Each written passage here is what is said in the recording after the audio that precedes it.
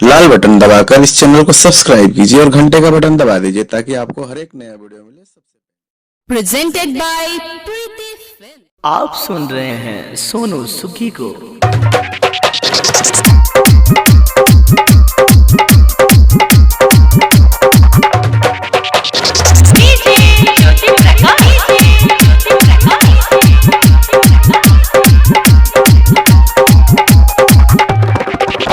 नेपाल वाली भौजी, नेपाल वाली भौजी, नेपाल वाली भौजी, नेपाल वाली भौजी। चिखना में मुर्गा एगो फारू चाहिए, चिखना में मुर्गा एगो फारू चाहिए।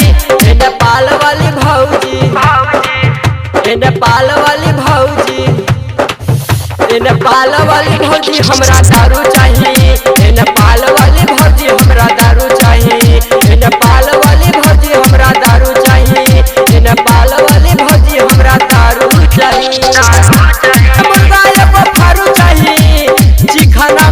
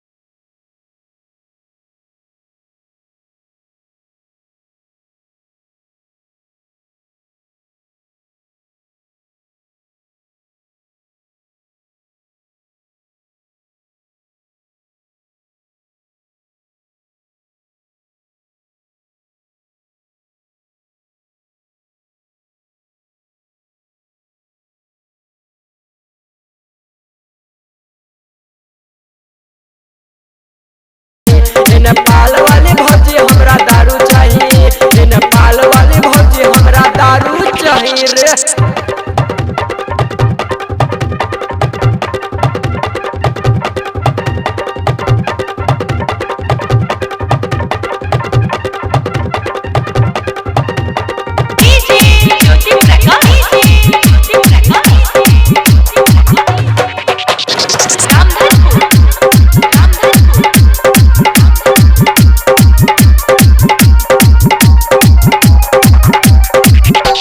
साथ में हमारा बट सोनू सरोज सुहानी, पिए ले उधर बिना पेटले हो पानी।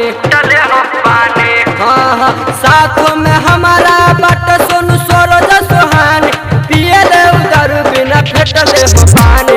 कम होई दारू भौजी आरो चाहिए, कम होई दारू भौजी आरो चाहिए। नेपाल वाली भौजी, नेपाल वाली भौजी, नेपाल वाली भौजी हमरा दारू चाहिए। नेपाल वाली भौजी हमरा दारू चाहिए। नेपाल वाली भौजी हमरा दारू चाहिए। नेपाल वाली भौजी हमरा दारू चाहिए। खाना में मुर्गा एगो फारू चाहिए, चिखना में मुर्गा एगो फारू चाहिए।